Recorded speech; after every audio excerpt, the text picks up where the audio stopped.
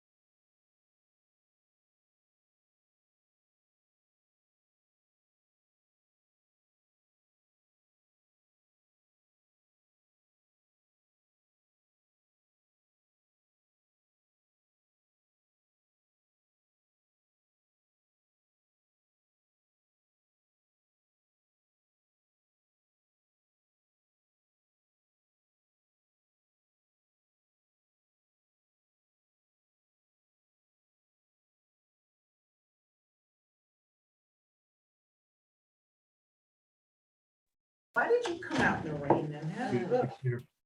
All right. Here to offer commentary. I'm just observing, Okay. trying to support Steve. Thank you. Thank you. I need all the help I can get. Just keep Pete in line, would you? And we have, I'll hey, never you know, forget Pete, it. right? you out there in Zoom land, we have a special guest here. It's too mouthy. Reggie's sitting in here. Yeah, so we have to behave. Behave yourself.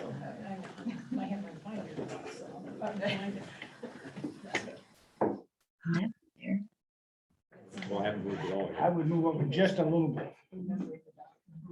Yeah, this way. I'll move this way.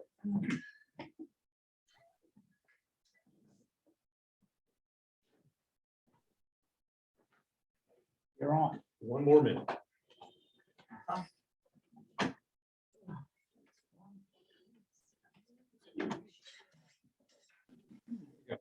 Zoom today. Just the balloons. That's two. One. Fred, can you hear us? We good? Yep. Loud and clear. Which is the hat. Lois is half a legs. There she is.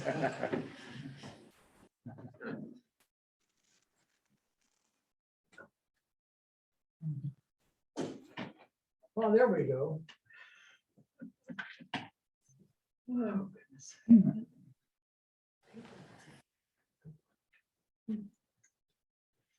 All right, it's 4 o'clock. Go ahead and get started. We've got a great turnout here in person. Everyone battled the weather today. I thank you. That's good. Not a good, though. I don't know. The Plums are holding it up today. Anyway, welcome. Today we're continuing our study of the Catholic letters. And we have a special guest today. Reggie Tuck is here to, he says to observe, but he may get called upon a couple times. So we'll see. But Catholic letters, and what we're taking on today is 1 Peter, which is the first of 2 letters that Peter wrote, we think. And before we get into it, let's just open with a short prayer. Dear Father in heaven, we thank you for bringing us here safely through this weather. We know that you are here with us. We know that you speak to us through each other. We thank you for your presence here today, and we pray that this class will help us further understand your word and your intentions for our life. In Jesus' name, amen. Amen. All right, so 1 Peter. I hope I didn't scare anybody with the email that I sent out earlier this week, but I said it is considered by some anyway as the Job of the New Testament.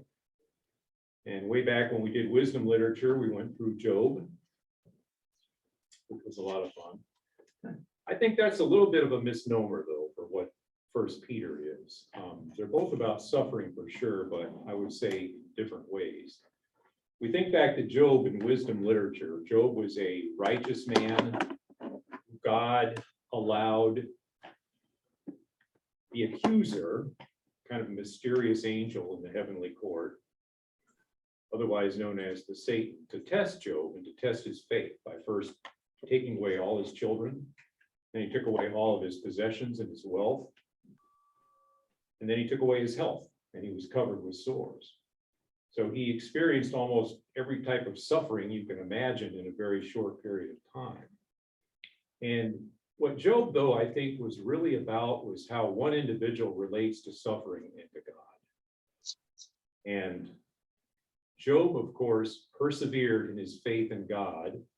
He was actually tested to see if his faith was really more about what God could do for him. And I think he passed the test because clearly everything had been taken away from him. And nonetheless, he retained his faith in God. So that's one type of suffering. But the suffering we see here, I think in James, which we did last week, and Peter today, is a little bit different. And even James and Peter are a little bit different in the way they look at the issue of suffering. James, and actually Paul, I think before him, would look at suffering more in terms of how it builds you, your spiritual character. What does it do for you? And he talks about how it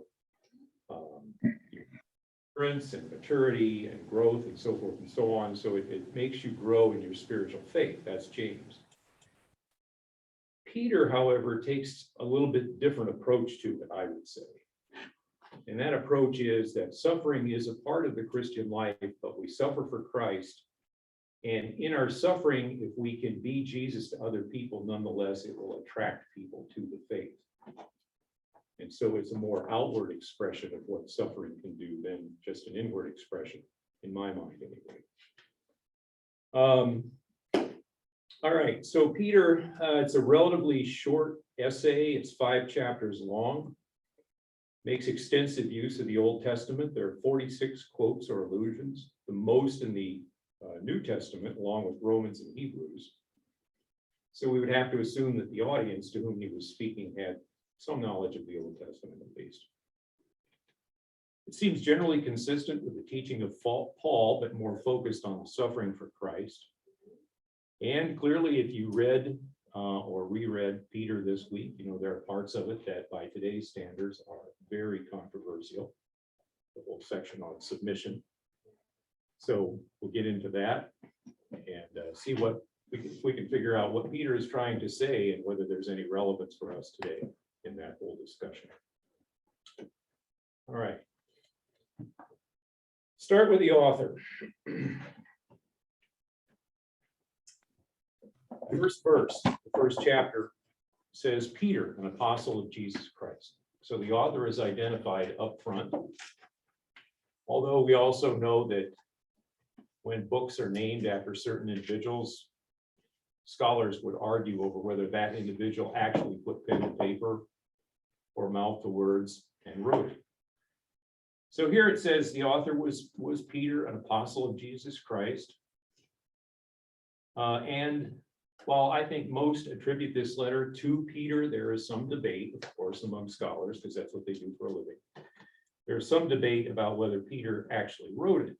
The size of the debate. Okay, thank you, Pete. It is, part of the debate has to do with the Greek in which it is written. It's written, according to scholars, in very good Greek. And just as was the case with scholars, doubt that an unschooled fisherman could have actually written such a polished work. So they say perhaps someone else wrote it, unknown, but maybe they just attributed it to Peter to get apostolic authority. So it would end up in the New Testament requirement to get a letter into the New Testament. However, in favor of Peter as the author, we have the attribution, which I just mentioned in the first verse. There is the author's claim in chapter 5, verse 1, that he was an eyewitness to Christ's sufferings. So it's written in the first person. There are said to be, again, looking at the linguistics here, there are similarities in the speech that he uses here to his speeches that were in the book of Acts. And then others say that Greek was the second language of the land at that time. And as a fisherman, Peter would have been a businessman, and he would have had to be involved in commerce, and therefore he would have had to have had some knowledge of Greek to function, some higher knowledge of Greek to function. I think there's a really good compromise on this issue, though. It's in chapter 5, verse 12, where Peter says, with the help of Silas, I have written you. With the help of Silas, I have written you. So Silas was church leader. He accompanied Peter and Paul on their missions. I believe he's mentioned elsewhere, book of Acts and so forth. And so some believe that Silas may have taken what Peter said, or maybe even wrote to some extent, and basically cleaned it up and put it into a higher level of Greek.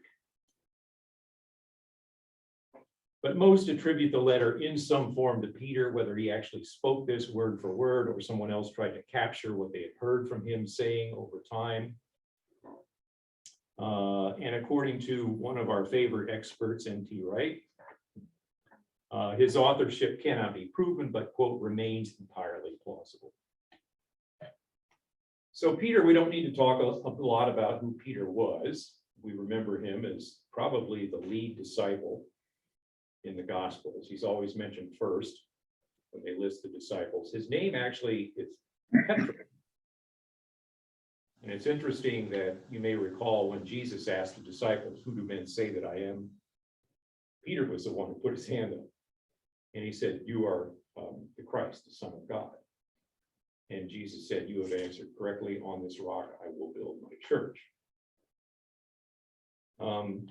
Peter is also known, of course, for his passion for Christ. He was present at the Transfiguration. He was the one who was running through the water. He jumped out of the boat and ran through the water when he saw the resurrected Jesus up on the shore. According to one gospel, he was the one who cut off the soldier's ear when Jesus was being arrested. So a lot of passion here, yet he denied Christ 3 times this week. That's probably the one thing people think about Peter more than anything else, is his denial of Christ 3 times. But Jesus redeemed him, and as we know, told Peter, "Feed my sheep," and so he did. He's mentioned extensively throughout the book of Acts. He had the power to heal. He had a miraculous escape from prison. He's mentioned 200 times in the New Testament. The second figure is John, who's mentioned 29 times. So Peter figures in a lot more of the material than do the others. And he was martyred in Rome under Nero's pogrom. And according to tradition anyway, he was crucified, but he chose to be crucified upside down because he didn't feel that he was righteous enough to be crucified in the same way that Jesus was. So the bottom line is, pretty influential guy, clearly a top disciple of Jesus and someone who is well worth listening to. We'll try to figure out what he's saying today. The audience he identifies in the first verse. He says, "To God's elect strangers in the world scattered through," and then he lists a number of Roman provinces in modern day Turkey. If you looked at the map that I sent out, it's basically up around those areas, or up around the north and the eastern part of what we call Turkey today. That two who have been chosen according to the foreknowledge of God the Father. I don't want to get into a discussion right now of whether that means that God picked people in advance to be his people or not. That's beyond the scope of, I think, what we're trying to do here today, but it's sort of interesting. Bottom line is, he's writing to Christians, probably Gentile Christians. He did say in the book of Acts that he was chosen to be the apostle, an apostle to the Gentiles. And there are a couple of other things too that make it appear as if he is speaking to the Gentiles and not to the Jewish Christians so much. He says in here, he refers to your evil desires when you lived in ignorance.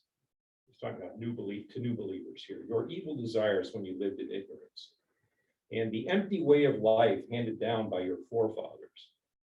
So clearly someone at this time who had been a Jew himself would not so disrespect or demean Jewish traditions and the great Jewish leaders of the past, I think. So it would seem that he's referring here more to the secular world at the time, the Gentile world, and not the Jewish world so much. He also says in chapter 4, verse 3, "You've spent enough time doing what pagans do. Debauchery, lust, drunkenness, orgies, carousing, and detestable idolatry." And one scholar noted that these practices were consistent with Roman rituals of the time. As we know, the Romans had lots of gods, lots of temples that they worshiped for various reasons. And they would love to throw these big bacchanalias to honor the gods, which involved everything that was just listed here. So bottom line, it seems that he was speaking primarily to Gentile Christians, not necessarily Jewish Christians, although they could have been included in there as well. And they were people, as we'll see, they were people who were suffering. So he's writing to exhort them to keep the faith, as has been consistent throughout all the letters of all the Catholic letters. Well, the timing of the letter, he refers to sending you greetings from Babylon.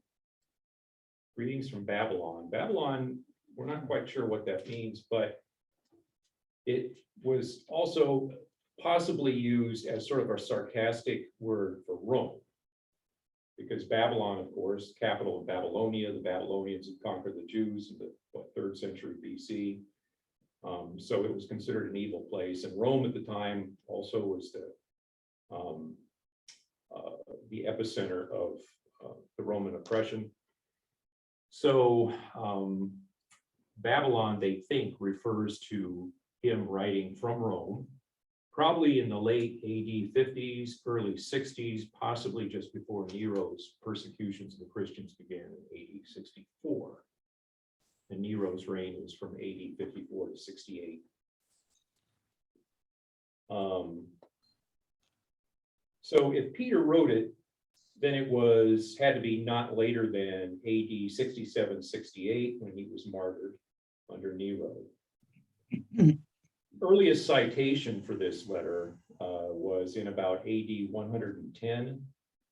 So between 110 and 120, several church fathers, writers, theologians, Papias, Polycarp, all referred to this work. So it was on the book, so to speak, at least by them. Those who believe that Peter didn't write it say that it could have been written later, all the way up to about that date by some other author and then attributing it to Peter. But for our purposes here today, it's considered.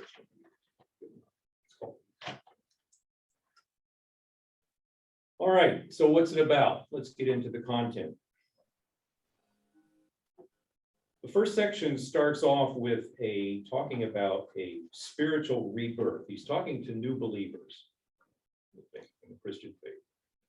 He's talking about how they have a spiritual rebirth through Christ and a whole new identity. Their past is done, and they should be rid of that past and all the practices that went with it, he says, and emulate Christ. And in essence, what he's saying is, this is a do-over. You now have a new life, a whole new life. Early, he says,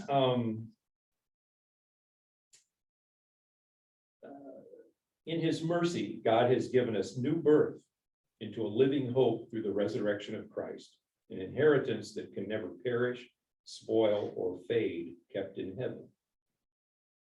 And this is one of the things that he makes the point of throughout the letter, is how, as bad as things may be here on earth, no matter how much suffering you're going through right now, there's an end state that's much better than anything you can imagine, and that's salvation through Christ. So keep the faith. And then he says, you are a chosen people, a royal priesthood, a holy nation, a people belonging to God, called out of the darkness into light. You are a chosen people. Now, that was a term that had been really used just with the Jewish nation in the past. But now he's attributing that to Christian believers.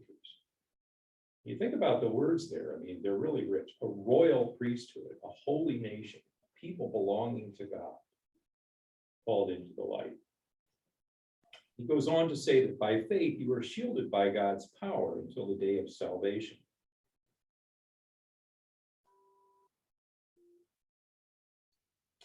And then we have the first reference in there to suffering, still in the first chapter, where he says, you've had to suffer trials so that your faith is proven genuine and may result in praise, glory, and honor when Christ is revealed. So that's just like an hors d'oeuvre before he gets into the main discussion about suffering, which is to come. And then again, he reemphasizes, you are receiving the goal of your faith, the salvation of your souls. So up front, basically, he's encouraging them, exhorting them, you are a new person in Christ. Look at what you have. You have a gift here. You have the gift of salvation. And then he goes on to say that, therefore, because you are new in Christ, you should emulate Christ. You have to be holy. You have to give up some of the practices that you're used to engaging in the past. He says you have to prepare for action, be self-controlled. Do not conform to the evil desires you used to have. And he actually uses also a quote from Leviticus 11, where God is speaking to Moses and telling Moses to tell the Jews, be holy, because I am holy. But he's repeating that here now to the new Christians. He instructs them on how to live out their new identity in what is a hostile culture. He says, do what is right, even if it results in your innocent suffering, so that the watching world might see the glory of God. And this is the bottom line theme of all his discussions about suffering, so that the watching world might see the glory of God through you, Christians, through your suffering. And then he offers in the second chapter, I think it's 12th verse, he offers what some have considered a great commission, where he says, live such good lives among the pagans that though they accuse you of doing wrong, they may see your good deeds and glorify God on the day he visits us. So basically, exemplary behavior in order to attract other people to the faith into Christ, to show them what Christ has done for you. He goes on to tell them you have to now be self-controlled. Remember, that was a big message in the previous book that we studied under James. Be self-controlled. Watch the tongue, according to James, the taming of the tongue. He tells them you have to be self-controlled. Hope in God's grace. And then he tells them to rid yourselves of malice, deceit, slander. Abstain from sinful desires that war against the soul. Love one another deeply. Again, we see this is what they call the love theme that is working consistently throughout all the Catholic letters, this emphasis on loving each other, loving your neighbor as yourself.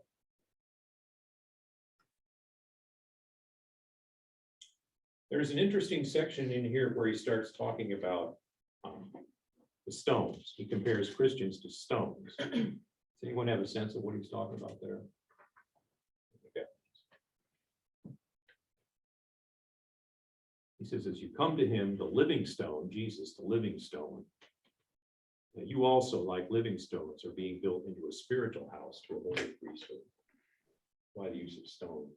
Because he's so concerned about community, and stones individually aren't so much, but together they build a structure.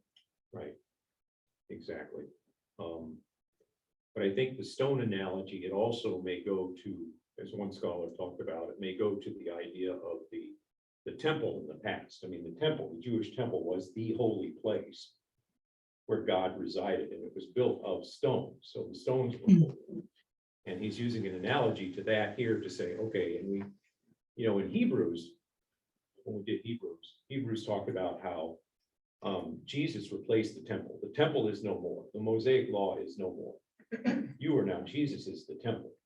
And so I think that's sort of a follow on here, if you will, whether it came from the author of Hebrews or not, but he's talking about how it's an analogy to what was used to build the temple out of stone, but now God's temple is built out of your living stones, like just as Jesus was a Does this stone. imply the destruction of the temple's already happened?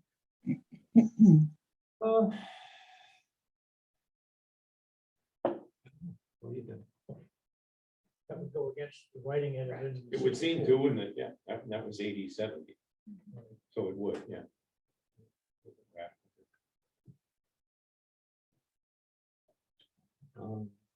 But what didn't he also say when he was crucified, the temple would be destroyed?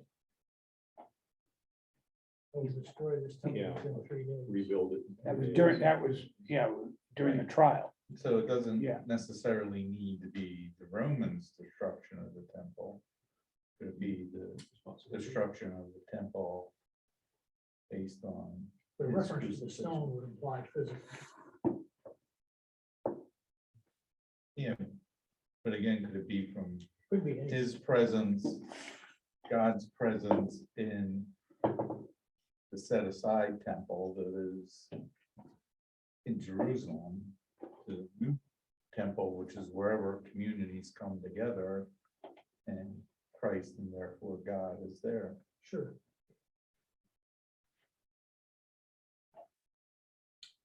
Okay, so we have a new community of believers now. And so after this discussion, Then he launches into what we today would probably consider the most controversial part of this letter, and potentially of all the writings here, where he's talking about submission. There's various submissions here that he wants to talk about. So the first one that he talks about here is submission to rulers and to rulers. And this is basically Peter giving a lesson on Christian citizenship. How should a Christian behave in the world that they had there? It wasn't run by Christians, obviously. It was run by the Romans and other civil authorities. So he says, submit to every authority among men. Now, this was written during the time of Nero, probably, right? Nero was an onerous ruler, emperor from Rome, engaged in all sorts of horrible practices. But he's saying, submit to every authority among men, king, supreme authority, governors. Fear God, honor the king. Fear God, honor the king.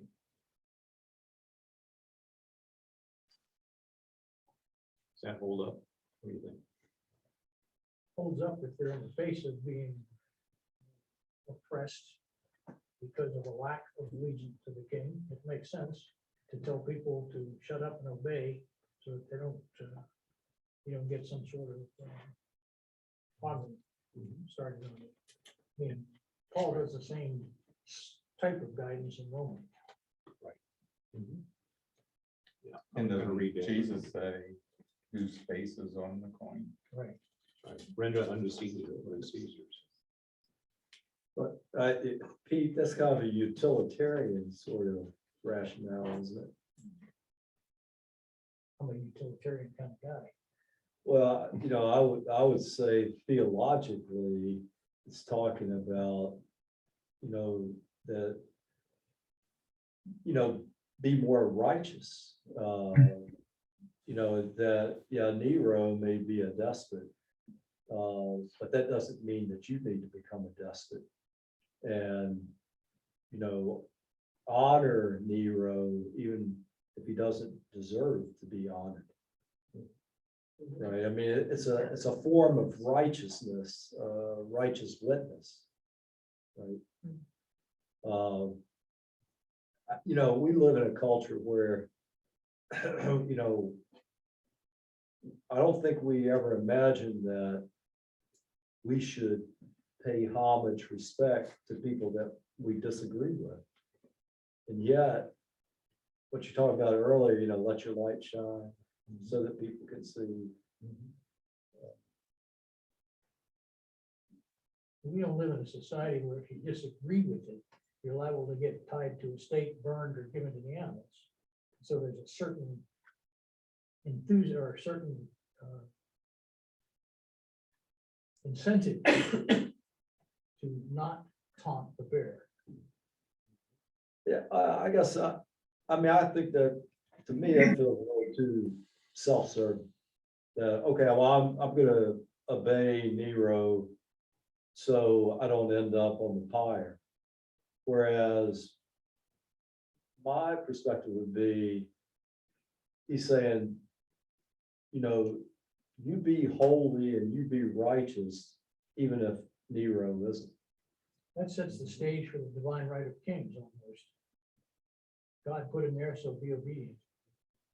Well, is he really talking about the individual ruler as a person or the governing structures that are in place? Okay. You'll go back in Romans 13, verse, starts with 13:1. Everyone, this is Paul. Now, Paul's more expansive on this issue here than Peter. He says, everyone must submit himself to the governing authorities, for there is no authority except that which God has established. The authorities that exist have been established by God. Consequently, he who rebels against the authority is rebelling against God, against what God has instituted. And those who do so will bring judgment on themselves. So, you know, I think there's a theme that runs through really the New Testament. It's a theme that God desires order for his creation. I mean, Jesus lived in the peak of the Roman occupation of the territories. Jesus never called for rebellion. Nope. Although that's what the Jews wanted him to do, but he didn't. He let them down. He never called for rebellion. He called for order. He said, render unto Caesar what is Caesar's. So the point, I think, may be that we need to respect the authorities that God has put in place, the idea that people will be in charge at various levels, and you should respect their authority. I don't know that it says you have to agree with policies. I mean, you look at Hitler and Stalin, Kim Jong-un and Putin today. Yeah. I mean, boy, who wants to respect their authority? It seems to be immoral or legitimate. But I think anyway, he's talking more about the structure in place and the idea that you have to be a good citizen. Don't create rebellion. But I think there is something to it also in that if you do that, speaking to these people right now, they were a minority. And if they went out there and they tried to raise hell against the powers that be, they were going to get squashed. They're going to get put down very severely. Now Could it you're be, trending toward your Yeah, position. Yeah, I think there's multiple. But just Things remember behind it. now, your argument was used by the British against the American Revolution. Well, some historians argue maybe we should not have won the Revolutionary War. but Anyway, couldn't it be too that there's that recognition that the structures that had been there before and ongoing were for retributive justice, and Christ was coming with a distributive justice. And so it's like, recognize it. Be aware of it, but it doesn't fulfill my needs, so do that, but go beyond it. Don't perhaps try to overthrow it, but recognize it for what it is and lead a more righteous life. but I do think consistent throughout the New Testament, there's a desire for order in God's creation. It's about order, even under unjust situations, as we're going to see in the next two types of submissions that we talk about. Right, but the text is not addressed to Nero. It does not address. Right, it's addressed to the Christian community, That's right. right? Be holy, be better than, be above, be Well, God's people. holy,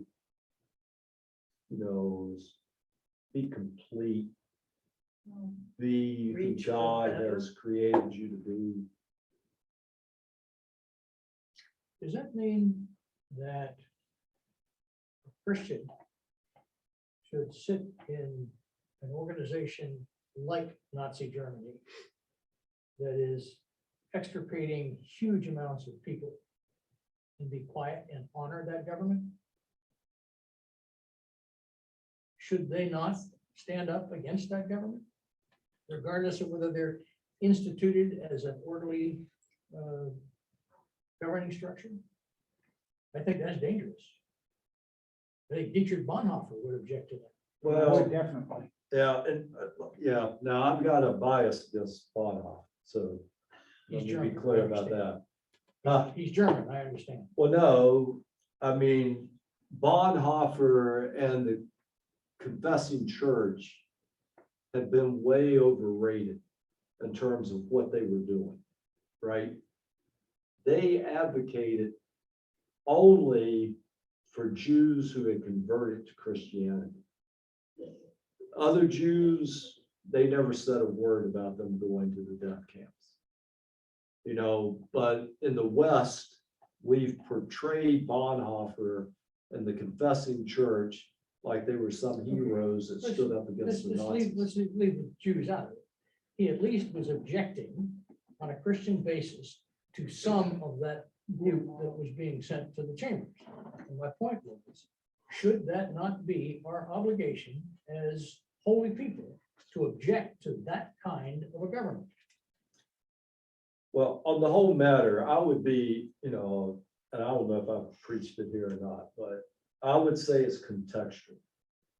That if you look at the New Testament as a whole, there are places in the New Testament that would instruct you to resist, right?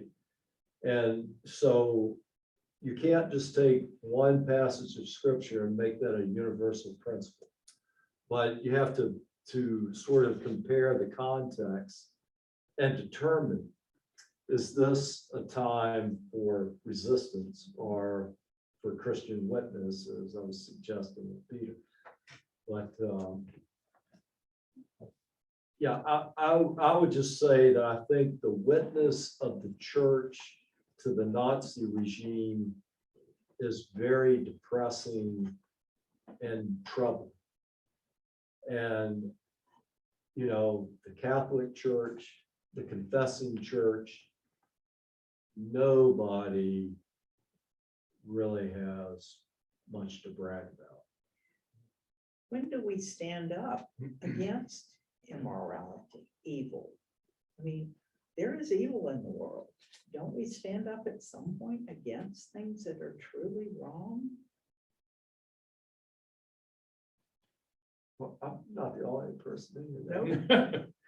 All right, you I know, don't these know. questions, We're going off track. let me some. just say, in the interest of time, we probably need to keep moving through, Yeah. keep plowing through Peter. This is a great discussion, though. I mean, you could have a whole afternoon Yeah, talking about it's- this. Yeah, I want to get to the submission, the other submission. I know you Oh, do. yeah. Oh, you want us to rally about the women? Okay. Oh, here I've we got that go. all figured out, don't worry. That's easy. Sharon and that night. Lois, stand up for the women. All right, so let's move on. Then the next submission he talks about is slaves to masters. Slaves to masters, and this is one that really gives, with good reason, a lot of people a lot of heartburn. It was used for ulterior purposes in this country, 150, 160 years ago. But he says in here in this is chapter 2, verse 18, slaves, submit yourselves to your masters with all respect, not only to those who are good and considerate, but also to those who are harsh. For it is commendable if a man bears up under the pain of unjust suffering because he is conscious of God. And then he goes on later to talk about, he uses the example of Christ. Christ was subject to unjust suffering. And he basically gave in. He didn't rebel, but he had the victory in the end. So what was the situation he was talking about here? So I think there needs to be some context for this discussion. In that time, back in the 1st century, the Roman Empire, I mean, slavery was a huge part of the economy. One author estimated, I have no idea how he got this figure, but he estimated there were 60 million slaves throughout the Roman Empire at one time. It was not race-based slavery as it came to be in the Western world later on. Many of the slaves basically were what we would call POWs. They've been captured and brought back. And the men were made slaves and the women were made concubines. That's kind of how it worked back in that day. One author said slavery was as common then as cars and electricities are today. Slavery provided labor, integral to the economics of the time. So what is he trying to say here? It's really hard for us to take this, particularly when he's talking about an unjust relationship or a harsh relationship where the master is abusive with the slave. But is he not saying that by virtue of your reaction to the abuse that you are undergoing, you have to model what Christ did? And in that way, people will see what you're doing, and it will be so uncommon that they will be attracted to you and ultimately to the faith.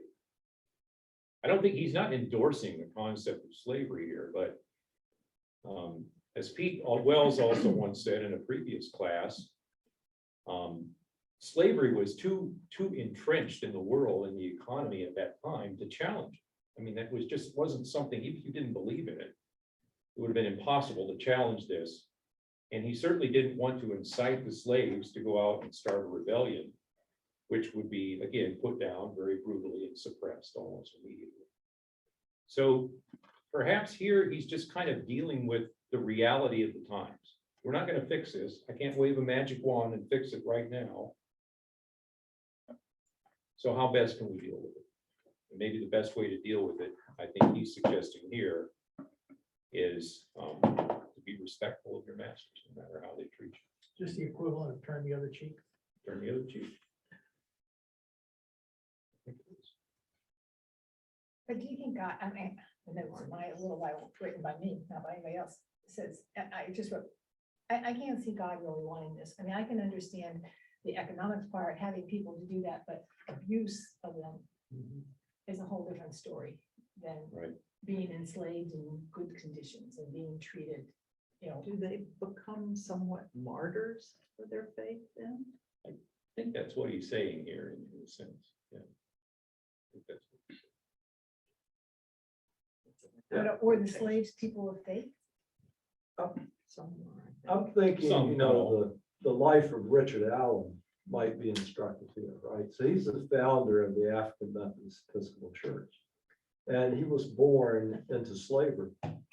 And he was converted by a Methodist preacher. And he brought his master to the Methodist meetings, who in turn was converted. And then the master allowed Richard Allen to earn money on the side, you know, after he had done his obligations toward his master. Then he drove wagons during the Revolutionary War, for instance, sort of like a long distance truck driver today, right? And accumulated money and bought his freedom and became a very popular preacher in Philadelphia. And, you know, and then they had a disagreement about where people were going to sit. And he walked out of St. George's United Methodist Church and formed Bethel AME Church. But, you know, that's an example of someone, I don't know that he was particular, you know, in his memoirs, he doesn't say he was abused, but, you know, he was held in slavery. And, you know, brought his master by his example to Christian faith, and then convinced his master to let him buy his freedom. So, you know, that could be sort of a dynamic of what's being described in this text. But it alternatively, I mean, if you just submit as he's calling for here, I mean, it perpetuates the whole slavery dynamic though too.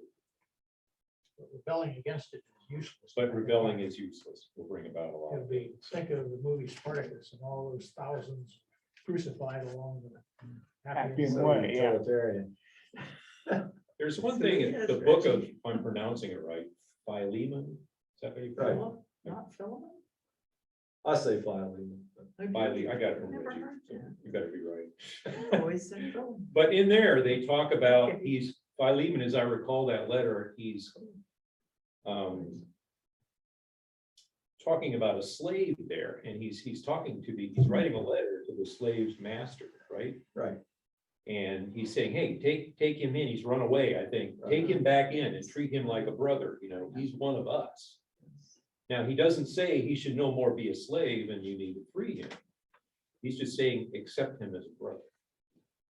And so he's not changing the authority dynamic that's there between them, but he's saying they should have a new relationship now because they're brothers in Christ. So even slaves and masters can still be brothers, but they're still slaves and masters. That's just one example. We should preach on Philemon. Steve, Yes. Can I make just a notation from my special note in my New King James Version? A high percentage, of course, of Christians were slaves, and my notation is that for the workers to take their responsibility seriously. That's in this, that's one of the things in this regard, and that Christians are to serve even the worst of bosses with respect. So that's another whole new, you know, connotation with this as well. so in the context of Peter's letter, we all at one time have been servants or slaves. If we worked for a company and we had supervision above us, giving us directions, or if you served in the military and you had officers above you giving you orders. So where does that put on the social justice principle of the Methodist Church? Oh, boy. Yeah. Here we go. That's, Here you we can't go. you cannot superimpose 21st century values on first century activity. No, but if we came from this, how did we get to Where we are now, to where we are Progress. now? a lot of years. Think about it, if slavery, as you intimated earlier, is against God's ultimate desire, it took a long time to mostly get rid of slavery. We still have slavery in some countries, but if you look at most of the West and that it's gone, it's been done, it's been done away with. So it takes a long time for some of these social changes to happen. And the Methodist social justice piece doesn't envision anybody owning slaves. I can't imagine that that still is anywhere in the Methodist Church or any other Christian church. And I appreciate Fred's point, but it's one thing to be in covenantal contractual relationship when you join the military or you sign an employment contract. You're agreeing to do such and such in accordance with the norms, whereas being chattel property of someone and having no control over your body or your rights or whatever is, You could be bought and sold, yeah, your family is broken up. separated and. Well, but if you're in the military, you can Your family You is said- separated. to wherever you're told to go. But you Yeah, make but an that's- agreement to do that ahead of time. Yeah, I mean, you And it's go in that. And it's a periodic. Fred, I want you to preach that sermon. So, you know, let me know when you want to preach it. Do it on Veterans Day. Yeah. Just because there we you've go. signed up for something doesn't mean you don't suffer, though. And I think that Peter, this whole book is about suffering and how do you handle it? What are you gonna do about it while you're suffering? Yeah, absolutely. I just was putting it on the same plane. Okay. Since we've resolved that, let's move on to the next. to the next So the one. least controversial one. Yeah. Yeah, this one, Don't get this one. no one's gonna have a problem Let's with this go. one. So what does he say next? The third type of submission. Wives, in the same way, be submissive to your husbands, so that if any of them do not believe the word, they may be won over. And then he goes on to talk about they may be won over without words by the behavior of their wives when they see the purity and reverence of your lives. Your beauty should not come from outward adornment such as braided hair, gold jewelry, and fine clothes. Instead, it should be that of your inner self, the unfading beauty of a gentle and quiet spirit, which is of great worth in God's sight. But you'll notice at the first verse up there, he says, be submissive, so that if any of them do not believe the word, they may be won over. So he frames it in the context of a Christian wife and a non-Christian husband. Right. And the faith, her suffering as in her faith, being submissive to the husband, but eventually winning him over to the Christian faith. But he goes on, it's not entirely a one-way street. He goes on to say in verse 7, husbands, in the same way, be considerate as you live with your wives and treat them with respect as heirs with you of the gracious gift of life. So that nothing, hold on, so that nothing will hinder your prayers. You skip- Does he skip You a couple skipped of words the in there? weaker Like s- the women weakest As the Yes, weaker, we're yes, I did leave that out sex. intentionally. I I got that. think we're the strongest. I have to frankly. survive this class and go home tonight, all right? This really parallels Timothy and Titus. So, you know, what he's saying, he doesn't, you remember that Peter addressed this earlier. He said, you know, husbands, love your wives as Christ loved the church. He called for wives to be submissive too. So where are you? Submissive. That's what he said. I'm just a messenger. But he did say, love your wives as Christ loved the church. And if a husband loves his wife the same way that Christ loved the church, I mean, he's gonna treat her the way she should be treated, basically. Now, he doesn't say, he says, be considerate. But then he, saying she's an heir with you of the gift of life. And I think that's referring to eternal life down the road. She's a co-heir with you of eternal life. And then concludes, so that do this so that nothing will hinder your prayers.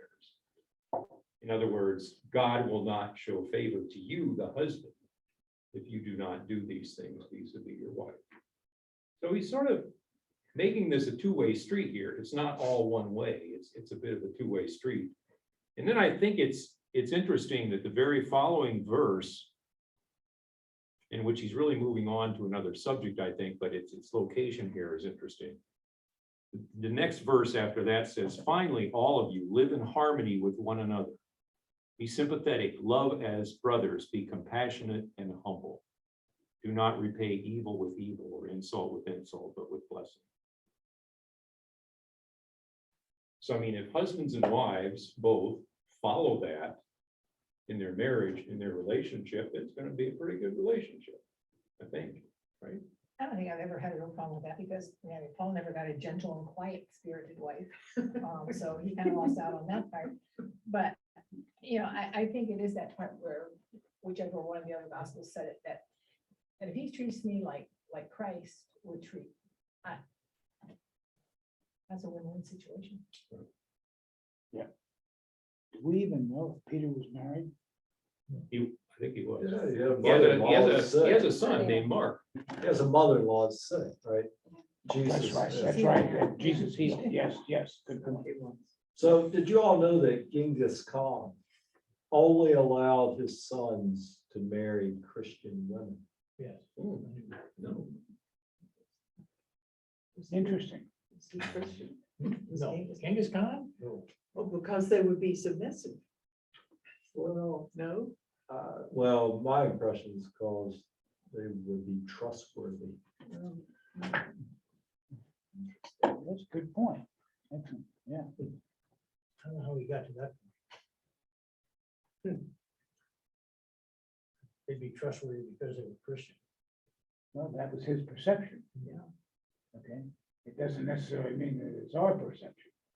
Yeah, no, Genghis Khan had a real religious tolerance, right? So he allowed many religious traditions to sort of flourish under his rule. So we good with that? All the ladies here okay with that passage now? It's good? Good to go, right? You can go home safely. I don't know, it's not over yet. God, somebody's gonna escort me out of here. I'm just conveying what the man the said. weaker sex won't hurt you. Well, but I mean, actually, women are the stronger In a lot of gender. ways. I mean, men Female die babies. earlier. Female babies. Boys, yeah, right. Boy babies are much more fragile. So, whatever. Just be nice. All right, so we go on from there, and then he continues to talk about suffering in a more general sense, but just suffering for doing good. He goes on to quote Psalm 34, where he says, the writer in Psalm 34 must turn from evil and do good. He must seek peace and pursue it, for the eyes of the Lord are on the righteous, and his ears are attentive to their prayers. So again, this idea of seeking peace, order and peace seem to be staples of what God wants for his world.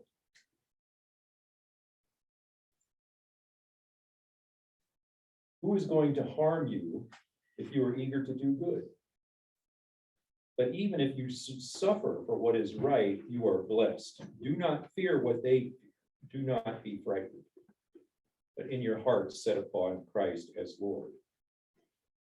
And then I think there's an important passage in there that follows. He said, always be prepared to give an answer to everyone who asks you to give the reason for the hope that you have. But do this with gentleness and respect. Always be prepared to give an answer. So if somebody sees something in you, You go, boy, Bob's got something that, I don't know, he's a different kind of person. I kind of want what he's got. Hey, Bob, tell me, what's up with you? What's going on, you know?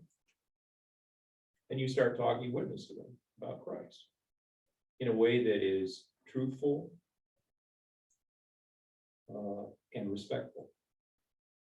Paul said the same thing, right? He said the same thing. Speak the truth in love. So he said, speak the truth. He didn't compromise on truth, but he said, do it in love. In other words, not one of these things.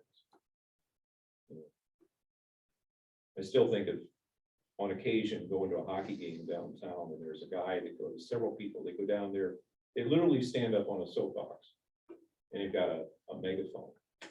And they're telling people that if they don't accept Jesus Christ right now, they're going to hell, they're gonna burn in there. And sometimes I honestly think they must be working for the devil or the other side, because that does more to turn people off to Christianity than anything else. So, you know, speaking the truth in love, he says, always be prepared, be ready to witness for Christ. When they come to you, they see something in you that's special. And that's what this chapter is all about. It's sort of behaving in a way that's going to attract people and then turning them to Christ. He brings up this curious passage in here, which I don't think anybody has the answer to. But I'm going to ask Reggie what it means. And it talks through sort of an abrupt change here in the content. Verse. And I'm looking at, this is chapter 3, verse 19. He's talking about Christ. Christ was put to death in the body, but made alive by the Spirit, through whom also he went and preached to the spirits in prison who disobeyed long ago, when God waited patiently in the days of Noah while the ark was being built.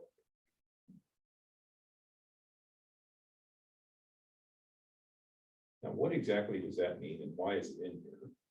It seems to come out of nowhere. Scholars have proposed various explanations, although I think they don't necessarily, not anyone has actually broken the code on this entirely. But there's one interesting explanation. You know, you have this idea of Jesus descending into hell and preaching to the spirits in hell, and sort of, you know, showing his authority over them. Another explanation, though, that I think is interesting, I'm not sure if I believe it or not, but it is that this is a reference to God having spoken through Noah, or Christ, having pre-existent Christ, having spoken through Noah to the people in Noah's neighborhood who were not people of faith, and were challenging Noah and making fun of him when he was building the ark, et cetera, et cetera. And so again, he says, went and preached to the spirits in prison who disobeyed long ago, when God waited patiently in the days of Noah while the ark was being built. As though Noah was preaching to them, God was waiting for them to repent, just as they did in Nineveh. Can I read something else? Yeah. This is, who knows? Spirits in prison. This is the Jewish annotated New Testament. Well, perhaps a reference to the watchers who in Genesis 6:1-4 consorted with the daughters of men, according to 1 Enoch 10, were locked in prison as punishment. Also see 2 Peter 2.4. More likely a reference to those who had died prior to the salvation offered by the cross. The event became known as the harrowing of hell. Helps your votes.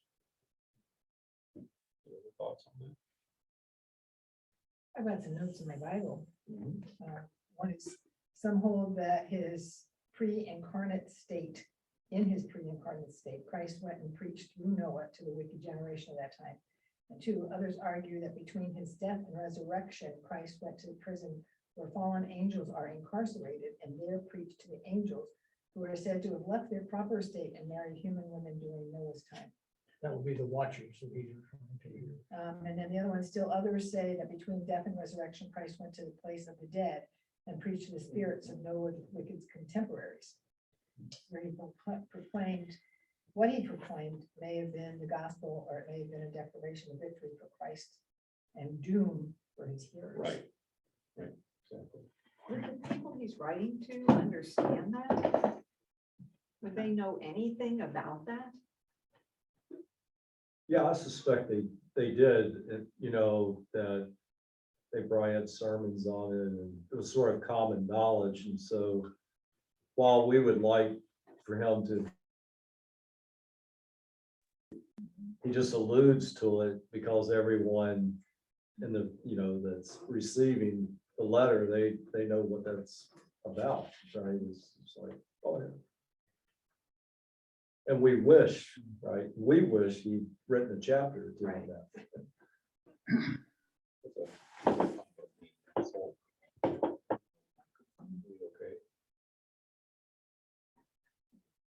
We lost the picture of him. Uh-oh. Oh, He's Oh, lost. yeah, we're No, gone. we're there. He's there. There's He's there. Fred, but we're not on. Lois gave up. I think Can it's a you see us, Fred? submission piece. No, no, we lost the video. You must have leaned on a button or something. oh. Okay, let me work on that. All right. If we can all hear each other, we'll just continue on. Because we're almost out of time, unfortunately. We could do a whole series of Got it. classes on First Peter. Oh, we're back. Okay. Anyway, so following up on Noah here, then he goes to talk about the flood, and he relates the gushing of the water to baptism, which is kind of interesting. This water symbolizes baptism that now saves you also, not the removal of dirt from the body, but the pledge of a good conscience toward God. You know what I thought when I read that? I mean, as I understand it, different faiths, different Christian faiths, denominations have different understandings of what baptism is. But in the Catholic faith, I know baptism is a cleansing of the infant from original sin. This, however, says the pledge of a good conscience toward God. Isn't that what we're doing here, though, in the Methodist Church? By baptism, we're sort of pledging that they're going to be a good member of God's family. Are we consistent with this here, or does it mean something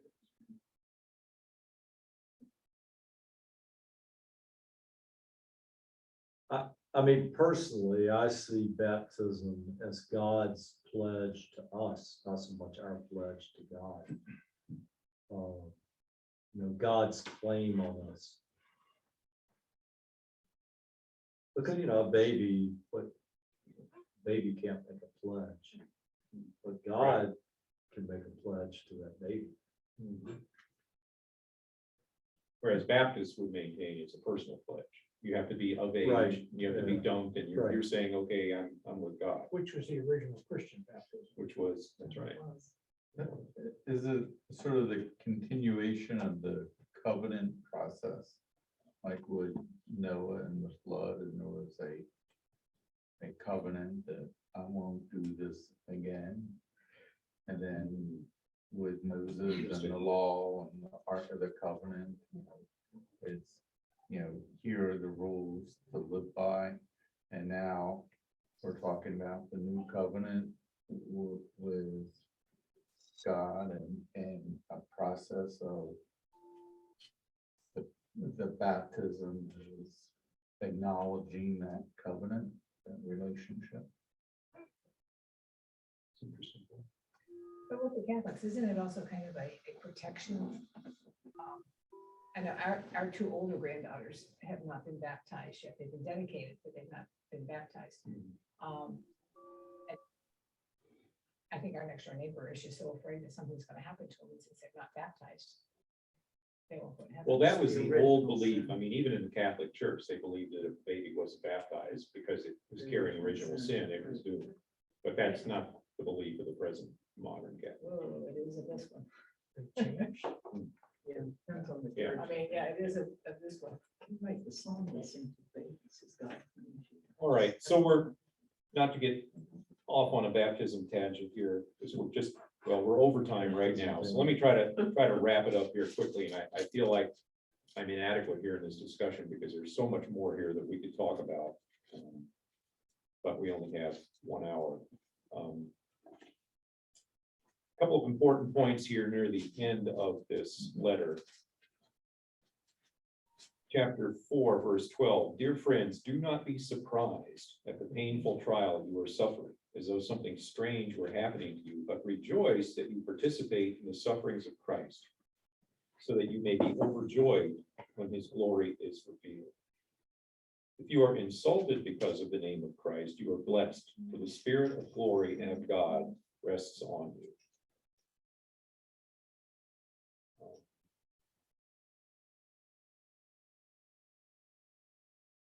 And then another verse that I've always liked anyway, there in chapter 5, verse 6, humble yourselves therefore under God's mighty hand, that he may lift you up in due time. Cast all your anxiety on him because he cares for you. So it's a positive way for him to sort of wrap up this letter, I think, by saying, hey, you know, life is hard, you're going to suffer, that goes with being a Christian. But there is glory to be obtained from this in the end. And give God your worries, give God all your anxieties, because he cares for you. And then he says, be self-controlled and alert. Remember, self-control is a big part of James. Your enemy, the devil, prowls around like a roaring lion, looking for someone to devour. Resist him, standing firm in the faith, because you know that your brothers throughout the world are undergoing the same kind of sufferings. And the God of all grace, who called you to his eternal glory in Christ, after you have suffered a little while, will himself restore you and make you strong, firm, and steadfast. And be the power forever. So that's sort of the wrap up of the chapter. A lot of material in there, which we've just sort of gone over very quickly. Any concluding thoughts, comments? I need anything that came up in the course of the discussion that you want to share, but haven't. I was very struck by your earlier comment. Really got me thinking about God wanting order. I'm thinking specifically about the prophets. The recurring theme that you see in the prophets is people's behavior causing disorder in terms of how they treat each other, etc. Right. And it may be that that's something we've missed, that God planned for this world is it be orderly. I really was struck by that. Well, the one theme in here too, I think, is that, you know, for suffering, look at the example of Jesus. I mean, he was the pure lamb. He was unjustly accused, tried unjustly, beaten, whipped, crown of thorns on his head. Look at what he went through. He died on the cross, but look at what came out of that. What came out of that horrible situation was salvation for mankind. And I think that's the message to the people he's talking to here. Go through endure this suffering, endure it in a good way, casting your concerns to God, and a greater good will come from your suffering down the road.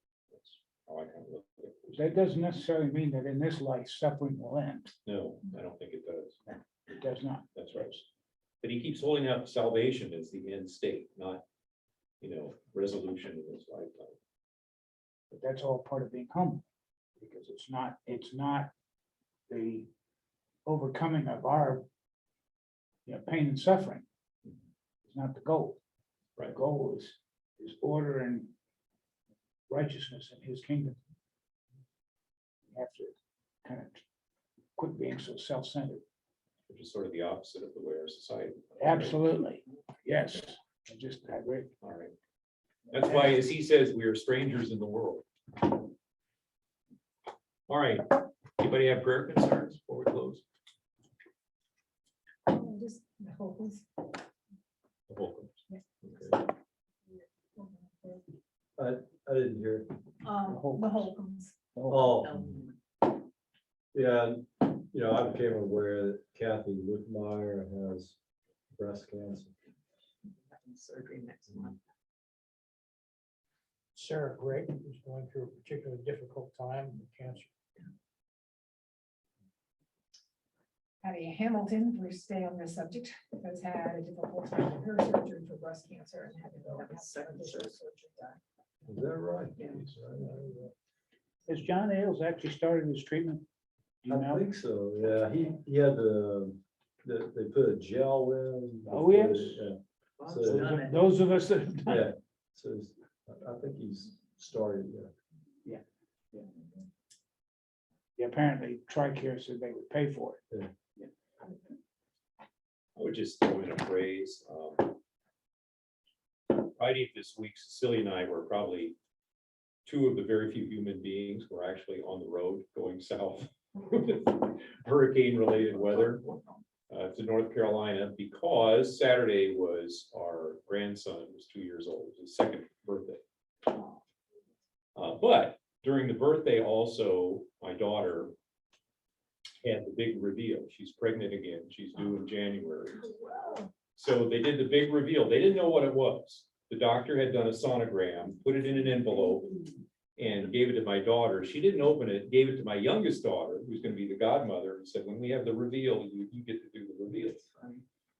So the way that they did it was, my youngest daughter, her boyfriend, set up these balloons on a wall, and some were filled with blue powder, some with pink, and some didn't have any powder at all.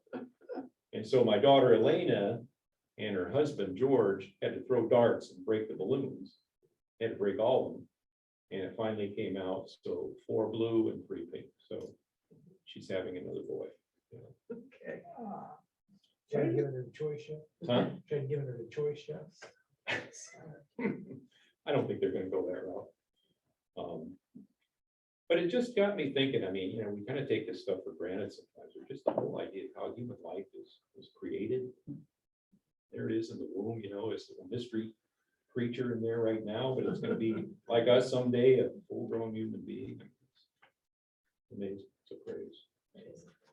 We have a Okay. grandchild coming in January as well, Yeah? but I was just another girl, because that's all we used to. All right, well, let's close in prayer.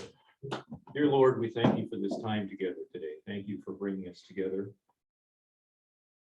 We know, we sense that the Holy Spirit is here with us, speaking through us. We just thank you for giving us your word, even though we don't always understand it. You do give us the ability to work with each other and to pray and to come closer to you and closer to our understanding of what you intend for our lives. We thank you for the word. We thank you for this church, all the members of this church. We thank you for our pastors.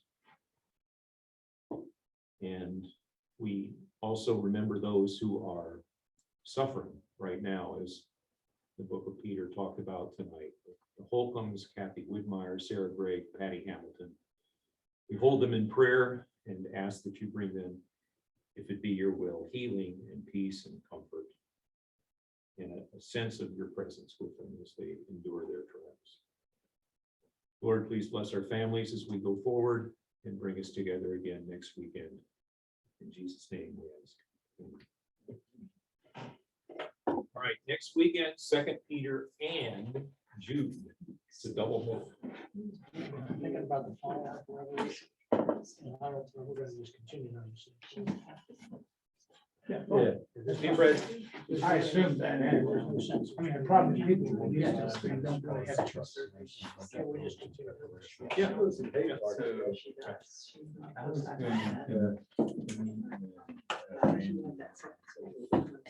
Is that because of March? No, I forget. losing me. Well, that's why it's- Just Send me an listening to email this. and I will do, I'm sure it's there. Yeah. I'll try to remember, but yeah. But what I'll go there and do by the time I get home, I'll do the release for certain. Yes, I'm sure she's not pleased with having to do that. So I need to talk to Just Jane one. and see if she does boxes of my. Yeah. Yeah, I do have beanie baby boxes. Byron, yeah. I've gotten Do certain. you have further treatment? Or they don't- Well, Yeah. God, Last couple of days. I just picked this up secondhand, so don't quote me on it. I Yeah. think they decided Yeah. they're just gonna wait, they're not gonna do any more surgery. Because it was a possibility on the first. By the way, survey that I don't they know got it who all, criticized you like, and curmudgeons, I don't think they were really. but I think Good Tom, margin. Came back to you you do a fine secondhand. job. I don't know I either. think, yeah. It all came to me secondhand. So I figured the only way to deal with it is just lay it out. Well, I think you handle it fine. I don't Thank you, know, thank you. That's very kind of you. Thank you. Somebody's gonna always Yeah. complain about